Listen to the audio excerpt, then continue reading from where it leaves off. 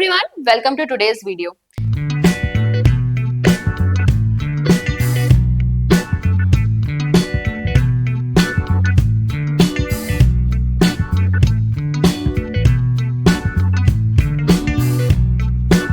जैसा कि आपको पता ही है, आपके EMRS एग्जाम की प्रिपरेशन से रिलेटेड वीडियोस हम यहाँ लगातार अपलोड कर रहे हैं। आपका डोमेन नॉलेज वाला पोर्शन ऑलरेडी मैंने कवर कर दिया है और टीचिंग एप्टीट्यूड वाले पोर्शन में हमने काफी सारे टॉपिक्स कर लिए हैं। उसमें मैंने नए टॉपिक्स आपके इंस्ट्रक्शनल डिजाइन भी कराए जो आपके सिलेबस में मेंशन नहीं है, लेकिन उस पर से आपका क्वेश्चन पूछा गया था पिछली बार, इसीलिए हमने उसमें से 5-6 मॉडल्स को डिस्कस किया। अगर अभी तक वो वीडियोस नहीं देखी है, प्लीज जाकर वो वाली वीडियोस चेक कर लेना। चलिए, आज हम करने वाले हैं आपका एक टॉपिक ऑब्जेक्टिव्स ऑफ टीचिंग। आपके सिलेबस में टीचिंग एप्टीट्यूड वाले सेक्शन में इसे मेंशन भी कर रखा है। ऑब्जेक्टिव्स ऑफ टीचिंग यानी शिक्षण के उद्देश्य क्या होते हैं। देखिए, बेसिकली इसमें आपको ब्लूम्स टेक्सोनॉमी स्टडी करनी है, पर क्या क्या इसके कंपोनेंट्स है, चलिए इसको देखते हैं। स्टार्ट करेंगे। सबसे पहले अगर हम ऑब्जेक्टिव्स और टीचिंग की बात करें, जिसे हम क्या कहते हैं, शिक्षण के उद्देश्य। देखो, शिक्षण के उद्देश्य को हम दो तरीके से यहाँ पर डिवाइड कर सकते हैं। पहले होते हैं आपके एजुकेशनल ऑब्जेक्टिव्स यानी शिक्षा के उद्देश्य, और दूसरे होते हैं आपके टीचिंग ऑब्जेक्टिव्स यानी शिक्षण के उद्देश्य। दोनों में अंतर है। शिक्षा के उद्देश्य को हम एम यानी कि लक्ष्य भी कहते हैं। क्या कहते हैं? लक्ष्य। अब लक्ष्य क्या होता है? एक लंबे समय के लिए होता है, for a longer period of time, और एक विस्तृत अवधारणाएं। ठीक है, किसके ऊपर बेस्ड होते हैं? ये आपकी फिलॉसफी पर बेस्ड होते हैं। ठीक है, किस पर बेस्ड होते हैं? फिलॉसफी यानी दर्शन पर आधारित होते हैं।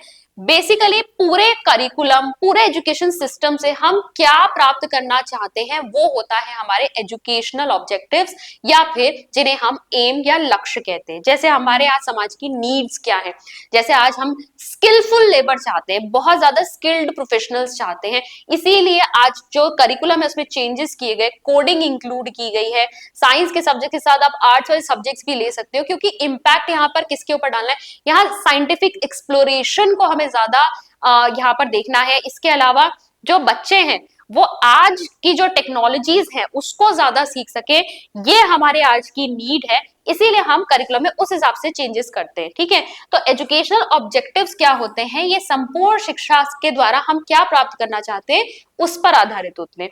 टीचिंग ऑब्जेक्टिव्स जो होते हैं, ये आपका, आप क्लासरूम में जा रहे हो, ठीक है, क्लासरूम में आप कोई पर्टिकुलर टॉपिक पढ़ाने जा रहे हो। मान लीजिए मैं यहाँ रेस्पिरेटरी सिस्टम पढ़ाने जा रही हूँ या डाइजेस्टिव सिस्टम पढ़ाने जा रही हूँ, तो आज ये टॉपिक पढ़ाने का मेरा क्या उद्देश्य है कि बच्चे इस टॉपिक को पढ़ने के बाद क्या कर पाए, क्या चेंज इन बिहेवियर में देखना चाहती हूँ, that will be your teaching objective. ठीक है, तो ये क्या है, ये स्पेसिफिक होते हैं, विशिष्ट होते हैं, किसी टॉपिक के ऊपर आधारित होते हैं, किसी कंटेंट के ऊपर आधारित होते हैं। जबकि यहाँ पर हम देख रहे हैं ओवरऑल करिकुलम, पाठ्यक्रम, पूरे एजुकेशन सिस्टम से हम क्या चीज लाना चाहते हैं। हम बच्चों को अच्छे नागरिक बनाना चाहते हैं, स्किलफुल प्रोफेशनल बनाना चाहते हैं, क्या हम अल्टीमेट उनमें चेंज देखना चाहते हैं, वो आपके एजुकेशनल ऑब्जेक्टिव्स होते हैं। ठीक है, तो आई होप आपको डिफरेंस समझ में आ गया होगा। अच्छा, टीचिंग ऑब्जेक्टिव्स आपके इसी के अंदर इंक्लूडेड है। ठीक है, एजुकेशनल ऑब्जेक्टिव्स के अंदर ही आ जाएंगे। ठीक है, तो यहाँ पर आपका एजुकेशनल ऑब्जेक्टिव जिन्हें हम शिक्षा के उद्देश्य कहेंगे, और टीचिंग ऑब्जेक्टिव जो कि पर्टिकुलर टॉपिक से रिलेटेड होते हैं, ये आपके शिक्षण के उद्देश्य है। अब देखिए, बीएस ब्लूम ने जो है आपका, इन्होंने एजुकेशन को ट्राइपोलर प्रोसेस कहा था। ठीक है, ट्राइपोलर प्रोसेस और किसने कहा है? त्रिध्रुवीय प्रक्रिया जॉन डीवी ने भी कहा है। और उन्होंने क्या कहा था? उन्होंने रखा था 3 पोल्स के ऊपर, कंटेंट, स्टूडेंट और टीचर। ठीक है, टीचर, स्टूडेंट और कंटेंट को रखा था। जबकि यहाँ पे अगर हम बीएस ब्लूम के अकॉर्डिंग देखें तो यहाँ पर इन्होंने ट्राइपोलर प्रोसेस कहा है, और 3 पोल्स पर क्या क्या है? एजुकेशनल ऑब्जेक्टिव्स यानी शिक्षा के उद्देश्य, लर्निंग एक्सपीरियंसेस यानी अधिगम अनुभव, और तीसरा क्या है? चेंज इन बिहेवियर यानी व्यवहार में परिवर्तन। ठीक है, तो हम क्या करते हैं? अधिगम अनुभवों के द्वारा हम क्या करते हैं? बच्चों के अंदर व्यवहार परिवर्तन लेकर आते हैं, जो कि हमारा क्या है? शिक्षा का उद्देश्य है। ठीक है, अब देखिए, domains of learning BS Bloom ने क्या बताए थे? Domains of learning BS Bloom ने दिए थे यहाँ पर 1956 में। तो 3 डोमेन्स क्या है आपके? Cognitive domain, affective domain, psychomotor domain. Cognitive domain का मतलब होता है ज्ञान से रिलेटेड, जानना, नॉलेज से रिलेटेड। ठीक है, हम यहाँ पर संज्ञानात्मक क्षमताओं की बात करते हैं, अपनी इंटेलेक्चुअल एबिलिटीज की बात करते हैं, तो ये होता है कॉग्निटिव डोमेन, संज्ञानात्मक पक्ष, जिससे हम जानने के बारे में, नॉलेज लेना। ठीक है, अफेक्टिव डोमेन क्या होता है? इसमें हमारे बिलीव्स, हमारे एटीट्यूड्स, हमारी फीलिंग्स, हमारा वैल्यू सिस्टम आ जाता है, हमारे दृष्टिकोण, हमारी भावनाएं, ठीक है, हमारे मूल्य, हमारी नैतिक जो हमारी क्षमताएं हैं, वो सब किस में आ जाएंगी? अफेक्टिव डोमेन में आएंगी, फीलिंग से रिलेटेड है। साइकोमोटर डोमेन में एक चीज बता देती हूँ, पहले इसे कोनेटिव नाम से जाना जाता था। किस नाम से जाना जाता था? कोनेटिव नाम से। हिंदी में इसे कहते थे क्रियात्मक पक्ष। कोनेटिव को कहते थे क्रियात्मक पक्ष। और अब क्या इस नाम से जाने जाते हैं? साइकोमोटर, जिसे हम हिंदी में कहते हैं मनोगत्यात्मक पक्ष। ठीक है, गतिशील मनोगत्यात्मक हो जाएगा। ठीक है, मनोगत्यात्मक पक्ष ये डूइंग एस्पेक्ट से रिलेटेड है, प्रैक्टिकल स्किल से रिलेटेड है कि आप क्या काम कर रहे हैं। ठीक है, उससे रिलेटेड है आपका साइकोमोटर डोमेन। यहां पर आप देख सकते हैं ये नोइंग से रिलेटेड, फीलिंग से रिलेटेड, डूइंग से रिलेटेड। अच्छा, एक और चीज से इसको जोड़ते हैं, कॉग्निटिव का मतलब हेड, जानकारी कहाँ रख रहे हो? दिमाग में रखना, हेड। फिर अफेक्टिव से देखो, अफेक्टिव से हार्ट, चीजें फील कर रहे हो ना, हार्ट में फील कर रहे हो। और साइकोमोटर डूइंग एस्पेक्ट से रिलेटेड है हैंड, हेड हार्ट हैंड से यहां पर आप इसे जोड़कर समझ सकते हो, याद कर सकते हो। अब देखते हैं हम ब्लूम्स की टेक्सोनॉमी को। जो ब्लूम की टेक्सोनॉमी थी, ब्लूम का वर्गीकरण, उसे एक हायरार्की के फॉर्म में यहां पर दिखा रखा है। अब देखो इन्होंने कब दिया था? 1956 में आपका ब्लूम ने कॉग्निटिव डोमेन के स्टेप्स दिए थे। और ये हायरार्की आपकी इस तरीके से दिखाई देती है। क्या क्या है? फर्स्ट स्टेप पे है नॉलेज, दूसरे पे है कॉम्प्रिहेंशन, तीसरे पे है एप्लीकेशन, चौथे पे है एनालिसिस, पांचवे पे है सिंथेसिस, और आपका सिक्स्थ स्टेप है इवैल्यूएशन। ठीक है, इसको एक बार देख लेते हैं। नॉलेज मतलब पहले आप बच्चे को क्या करोगे? ज्ञान दोगे, इंफॉर्मेशन दे रहे हो। ठीक है, आप ज्ञान दे रहे हो, बच्चे ने वो नॉलेज ली। कॉम्प्रिहेंशन मतलब समझ। ठीक है, अभी यहाँ ज्ञान मिला, अब यह क्या होगा? इस चीज को समझा जाएगा। यहाँ पर बच्चा क्या करता है? चीजों को समझता है, अंडरस्टैंडिंग लेवल पे आ जाता है। अब यहाँ पर जो नॉलेज उसने यहाँ पर समझी है, जो कॉन्सेप्ट उसने सीखा, उसने समझा, अब वह उसको अप्लाई कर पाएगा, नई सिचुएशन के ऊपर उसको प्रयोग कर पाएगा। फिर होता है एनालिसिस। सीखे हुए ज्ञान को जब आप तत्वों में तोड़कर सीख सकते हो, कोई प्रॉब्लम आपके सामने है, उस प्रॉब्लम को समझने के लिए आपने उसको अलग अलग कंपोनेंट्स में ब्रेक डाउन कर दिया, तो ये क्या होगा? एनालिसिस। ठीक है, इसे हम कहते हैं एनालिसिस द्वारा सीखना। सिंथेसिस क्या होता है आपका? अगर आप बहुत सारे कंपोनेंट्स को जोड़कर नई चीज बना सकते हो, तो ये हो जाता है सिंथेसिस। ठीक है, क्या कहते हैं इसे? ज्ञान, समझ, प्रयोग या अनुप्रयोग। एनालिसिस होता है विश्लेषण, सिंथेसिस है संश्लेषण, और लास्ट में होता है इवैल्यूएशन, जिसमें आप मूल्यांकन कर सकते हैं। तो ये आपके कॉग्निटिव डेवलपमेंट की क्या है, या कॉग्निटिव डोमेन के आपके 6 स्टेप्स यहाँ पर हैं। ठीक है, अब एक चीज और देखेंगे कि ये जो फर्स्ट 3 हैं, knowledge, comprehension and application, these are included in LOTS. LOTS मतलब लोअर ऑर्डर थिंकिंग स्किल्स। यहां पर आपके जो कौन सी है? निम्न आपकी थिंकिंग स्किल्स लग रहे हैं, यानी आपके सोचने के, विचार करने के कौशल यहाँ पर लग रहे हैं निम्न स्तर के। ठीक है, अगर हम एनालिसिस, सिंथेसिस और इवैल्यूएशन पर जाएं, तो ये है आपके हॉट्स। हॉट्स मतलब हायर ऑर्डर थिंकिंग स्किल्स। ठीक है, विचार करने की, चिंतन करने की उच्च क्षमताएं हैं, उच्च स्तर की चिंतन क्षमताएं यहां पर आ जाएंगी। ठीक है, तो यहां पर आप देखो ना, यहाँ आपको ज्यादा नहीं दिमाग लगाना पड़ा है, लेकिन यहाँ पर आपको इससे थोड़ा ज्यादा दिमाग लगाना पड़ रहा है, ज्यादा सोचना समझना पड़ रहा है। तो ये हॉट्स में आ जाते हैं, ये लॉट्स में आ जाते हैं। ठीक है, एक बार हिंदी में देखते हैं, उसके बाद में आपको इसका रिविजन समझाती हूँ। हिंदी में आप चेक कर सकते हो। पहला हमने स्टेप क्या देखा? ज्ञान। ठीक है, बच्चे क्या कर रहे हैं? यहाँ पर चीजों को याद कर सकते हैं, इंफॉर्मेशन को अपने दिमाग में ले रहे हैं। फिर है आपका यहाँ रिकॉल और रिकॉग्निशन हो सकता है। ठीक है, बच्चा जो है अपनी मेमोरी के बेसिस पर चीज को बता सकता है, रिकॉल और रिकॉग्निशन। बोध मतलब समझना, अब उसे कॉन्सेप्ट को समझ भी लेना है। ठीक है, फिर आता है, अगर कॉन्सेप्ट समझ में आ गया है, तो अब वो किसी नई परिस्थिति में उसको अप्लाई कर सकता है, प्रयोग कर सकता है। फिर विश्लेषण में अगर आप देखोगे, तो यानी किसी प्रॉब्लम को वो क्या कर सकता है? अलग अलग कंपोनेंट्स में तोड़ सकता है। और फिर आता है आपका संश्लेषण। संश्लेषण का कहने का अर्थ है, यहाँ पर बच्चा जो है अलग अलग कंपोनेंट्स को जोड़कर एक नई चीज का निर्माण भी कर सकता है। और मूल्यांकन का मतलब इवैल्यूएशन है।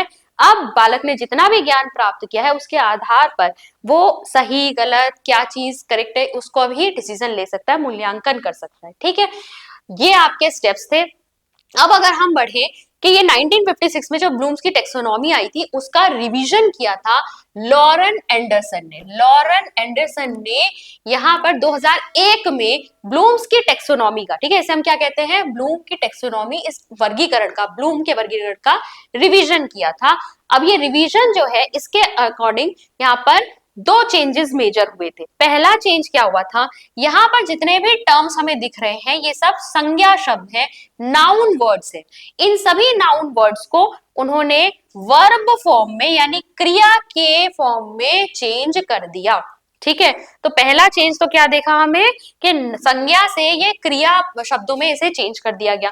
जैसे नॉलेज बन गया रिमेंबर, ठीक है, नॉलेज मतलब ज्ञान, लेकिन बच्चा तो क्या कर रहा है यहाँ पे, रिकॉल और रिकॉग्निशन कर रहा है ना, यानी कि वो क्या कर रहा है, अपनी स्मृति में जो उसने चीजें रख ली हैं उसको समय आने पर वो बता सकता है। आप बच्चे से ओरल क्वेश्चंस पूछ रहे हो, अगर उसने याद किया हुआ है तो वो आपको बता पाएगा आंसर। ठीक है, फिर कॉम्प्रिहेंशन मतलब अंडरस्टैंड, यहाँ पे बच्चा क्या करे, कॉम्प्रिहेंड करने का मतलब क्या है, बच्चे ने चीज को समझ लिया, कॉन्सेप्ट को।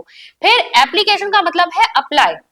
मान लो आप यहाँ पर उसे शब्द रटवा रहे थे, ठीक है, कैट बैट क्या, दूसरे लेवल पर बच्चे को समझ में भी आने लगते हैं शब्द।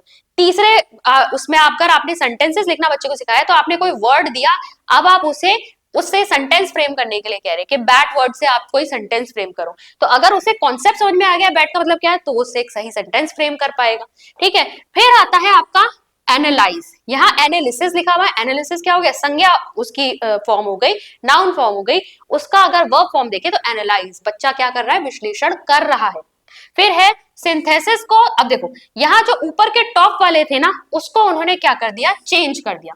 उन्होंने कहा कि इवैल्यूएट पहले आएगा, इवैल्यूएशन वाला जो है वो सेकंड लास्ट हो जाएगा, और जो सिंथेसिस है वो आपका टॉप पे आएगा, और उसको क्या लिख दिया उन्होंने, क्रिएट। सिंथेसिस मतलब नई चीज का निर्माण हो रहा है ना यहाँ पर, तो यहाँ पर पहले विश्लेषण करना सीखेगा बच्चा, उसके बाद मूल्यांकन सीखेगा, और उसके बाद बच्चा कोई नई चीज क्रिएट भी कर सकता है, ये टॉप लेवल पर आना चाहिए। ठीक है, तो ये इनके दो चेंजेस थे, मेजर चेंजेस। क्वेश्चन में जब भी आएगा, अगर आपसे ब्लूम्स टेक्सोनॉमी में पूछ लिया जाए कि यहाँ पर टॉप में कौन सा आपका वर्ब आपको देखने को मिलता है या बॉटम में कौन से एस्पेक्ट को आप देख सकते हो, तो यहाँ पर ध्यान रखेंगे कि ऑप्शंस क्या पूछे गए। अगर नाउन वर्ड्स पूछे गए तो इसके अकॉर्डिंग चलना, वर्ब वर्ड्स पूछे गए तो इसके अकॉर्डिंग चलना। क्वेश्चन अभी देखेंगे तो आपको और ज्यादा समझ में आ जाएगा। तो ये था हमारा कॉग्निटिव डोमेन, संज्ञानात्मक पक्ष। अब हम बढ़ जाते हैं अफेक्टिव डोमेन पर, जो क्या है आपका भावात्मक पक्ष। भावात्मक पक्ष में हम क्या बात कर रहे थे, फीलिंग्स की बात कर रहे थे। यहाँ पर बच्चों की वैल्यू सिस्टम वगैरह डेवलप होता है। तो किसने दिए हैं लेवल्स ऑफ अफेक्टिव डोमेन, ये लेवल्स दिए हैं आपके ब्लूम, क्रेथवॉल और मसिया ने 1964 में। ब्लूम, क्रेथवॉल एंड मसिया, तीनों का नाम यहाँ पर आता है। अब चेक करो, सबसे पहले फर्स्ट स्टेप पे रिसीविंग होगी। रिसीविंग, रिसीविंग मतलब आपने पहले बच्चे को अवगत कराया कि कोई इस तरह की वैल्यू होती है, जैसे झूठ नहीं बोलना चाहिए या हमें दूसरों की मदद करनी चाहिए, we should help our friends. आप कोई वैल्यू आप बच्चे को सिखा रहे हो, बता रहे हो, तो सबसे पहले तो बच्चे ने उसको क्या किया, रिसीव किया कि ये चीज बताई जा रही है कि ये एक वैल्यू होती है, ये एक अच्छी बात है। नेक्स्ट स्टेप पर हम देखेंगे रिस्पॉन्डिंग। ठीक है, रिस्पॉन्डिंग मतलब अब बच्चा जो है उस पर अनुक्रिया देगा, यानी पहले स्टेप पर बच्चे ने ये वैल्यू समझी, ठीक है, उसको वैल्यू बताई गई, उसने उसे रिसीव किया। अब क्या कर रहा है बच्चा, उसके ऊपर रिस्पॉन्ड करेगा, यानी उस लर्निंग प्रोसेस में क्या करेगा, उस एक्टिविटी को जो अभी आप करा रहे हो उसमें वो पार्टिसिपेट करेगा। ठीक है, फिर होता है वैल्यूइंग। वैल्यूइंग का मतलब होता है अब बच्चा उस चीज से अपने मतलब उसके महत्व को समझेगा। अगर आपने उसको बहुत सारी चीजें बता दी, आपने वैल्यूज बता दी, झूठ नहीं बोलना चाहिए, हमें अपने फ्रेंड्स की हेल्प करनी चाहिए, क्लास को नीट एंड क्लीन रखना चाहिए, ठीक है, इस तरीके की चीजें आपने बताई बच्चे को, लेकिन अगर बच्चा उसको वैल्यू नहीं करेगा तो वो अपने जीवन में उसे लाभ ही नहीं पाएगा। आप उस चीज को हमेशा अपने व्यवहार में लेकर आते हो या डेली बेसिस पे प्रैक्टिस करते हो, जिस चीज का महत्व आप समझते हो, जिस चीज को आप वैल्यू करते हो। अगर डिसिप्लिन को वैल्यू करोगे तभी आप डिसिप्लिन, आपके डिसिप्लिन वे में रूटीन जो है फॉलो करोगे, अदरवाइज नहीं करोगे।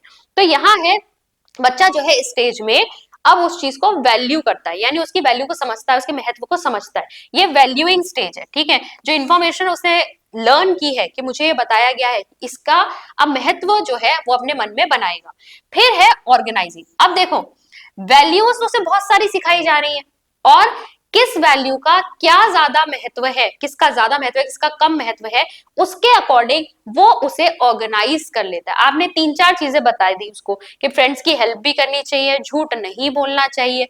अब सिचुएशन कभी कभी ऐसी आई है कि कभी अगर ऐसा आ जाए कि आपको फ्रेंड को बचाने के लिए झूठ भी बोलना पड़ रहा है, लेकिन अगर आप सच के साथ रहते हो तो हो सकता है आप फ्रेंड की हेल्प ना कर पाओ।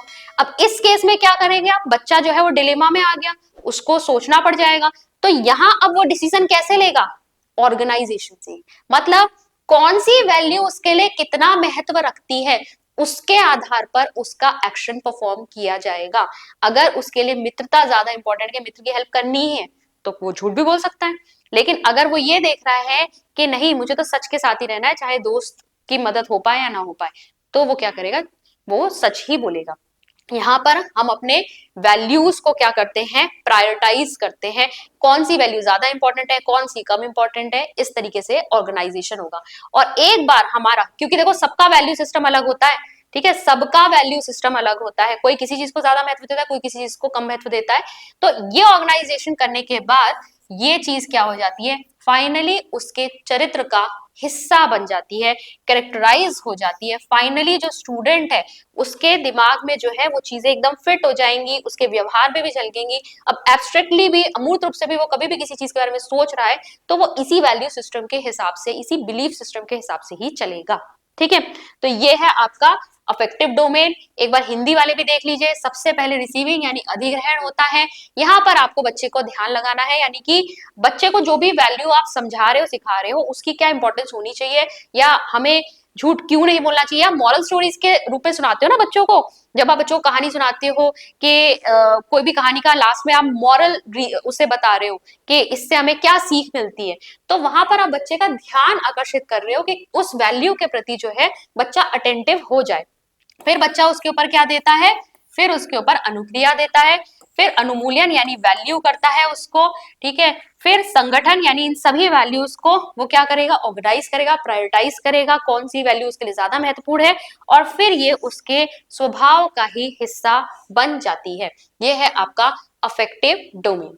तीसरे डोमेन पर आते हैं। तीसरा है आपका साइकोमोटर डोमेन, जो कि आपका दिया था सिम्पसन ने 1972 में। अब सिम्पसन ने ये जो साइकोमोटर डोमेन में क्या आता है, डूइंग एस्पेक्ट, कुछ भी आप काम करवा रहे हो बच्चे को, कोई प्रैक्टिकल स्किल सिखा रहे हो, तो वो आपका इन लेवल से गुजरता है। अब कैसे होगा, देखो फर्स्ट स्टेप होता है इमिटेशन। इमिटेशन का मतलब बच्चा नकल कर रहा है उसकी, ठीक है, नकल कर रहा है कहने का मतलब है आपने बच्चे को, छोटी कक्षा के बच्चे जब होते हैं, हम बच्चों को ए लिखना सिखा रहे हैं, हम कह रहे हैं पहले एक डंडा खींचो, फिर ऐसे दूसरा डंडा खींचो और फिर ऐसे बनाओ, और सब बच्चे अपनी कॉपी में बना रहे हैं। शुरू शुरू में तो बच्चों को पहले हाथ पकड़ के लिखवाना पड़ता है, उसके बाद क्या है, टीचर यहाँ बोर्ड पे लिखाती है, ऐसे बता रही है उनके सामने, और इसके बाद बच्चों से भी कह रही है आप भी अपनी कॉपी में ऐसे बनाओ। बच्चा क्या कर रहा है, इमिटेट कर रहा है, नकल उतार रहा है। तो फर्स्ट स्टेप क्या होता है, इमिटेशन। सेकेंड स्टेप क्या होता है, मैनिपुलेशन। मैनिपुलेशन में बच्चा अब अपनी स्मृति के आधार पे करेगा। अब टीचर ने सिर्फ कहा कि आप ए बनाओ, बना के नहीं दिखाया, बना के नहीं दिखाना है, टीचर ने सिर्फ कहा कि आप ए बनाइए। अब बच्चा अपनी स्मृति के आधार पर बनाएगा कि ए बनाना मैंने कैसे सीखा था, या फिर टीचर डायरेक्शन दे सकती है, टीचर यहाँ पर डायरेक्ट कर सकती है कि पहले एक स्लांटिंग आप लाइन खींचिए, फिर दूसरी खींचिए, फिर बीच में से उसमें एक लाइन स्ट्रेट डालिए। तो टीचर जो है इंस्ट्रक्ट कर सकती है, लेकिन बच्चे को अपनी मेमोरी के आधार पर अब उस टास्क को परफॉर्म करके दिखाना है। ठीक है, तीसरा है प्रिसीशन। प्रिसीशन मतलब अब एक्यूरेसी आ गई। अब बच्चे को आपने ए बनाने के लिए बोला तो अब बहुत ज्यादा सोचकर या फिर डायरेक्शन देने की जरूरत नहीं पड़ रही, बच्चा सीधे ए यहाँ पर बना देगा। ठीक है, ये प्रिसीशन आ गया, वो काम को, टास्क को वो अच्छे से कर रहा है। उसके बाद आता है आर्टिकुलेशन। आर्टिकुलेशन का मतलब है अब यहाँ पर बच्चा कोऑर्डिनेट करके उस टास्क में और भी ज्यादा अलग अलग तरीके से उसको कर सकता है। जैसे कई लोग जो हैं, सबकी हैंडराइटिंग अलग होगी ना, कई ए ऐसे बनाएंगे, कई लोग ए ऐसे बनाएंगे, ठीक है, कई लोग ए ऐसे बना देंगे। तो ए ही बनाने के लिए कहा, आपने बच्चों को सिखाया नहीं था, लेकिन उसने अपना ही एक तरीका वहां पर बना लिया। This is called articulation. Skills जो है उसने कोऑर्डिनेट किया, अलग अलग तरीके से उसने उसको परफॉर्म किया। और फिर एक बार जब ये चीजें आ जाती हैं तो फिर वो नेचुरलाइजेशन, स्वाभाविकरण हो जाता है, हाई लेवल ऑफ परफॉर्मेंस। यहाँ पर एक्शन के बारे में सोचने की भी जरूरत नहीं है। ठीक है, जैसे आपको डिक्टेशन देते हैं ना, तो डिक्टेशन देते वक्त सोचते थोड़ी टी कैसे लिखोगे, ए कैसे लिखोगे, बिल्कुल नहीं सोचते हो, जो बोलते जा रहे हैं वो फटाफट फटाफट आपका जो है हाथ चलता जा रहा है। क्यों? क्योंकि अब वो आपका बिल्कुल सीख चुके हो आप, अब आपका स्वभाव ही बन चुका है, नेचुरलाइजेशन उसका हो गया है। ठीक है, तो ये आपका साइकोमोटर डोमेन है। हिंदी वाले एक बार देख ले। सबसे पहले करेंगे अनुकरण, यानी बच्चा जो है नकल करता है। फिर कार्य करना, यानी बच्चा अपनी स्मृति के आधार पे कार्य को करेगा। फिर नियंत्रण, यहाँ पे अब बच्चे का क्या आ चुका है, प्रिसीशन, एक्यूरेसी ज्यादा आ चुकी है, अब बच्चा और ढंग से उस काम को कर रहा है, त्रुटियां कम हो जाती है इसमें।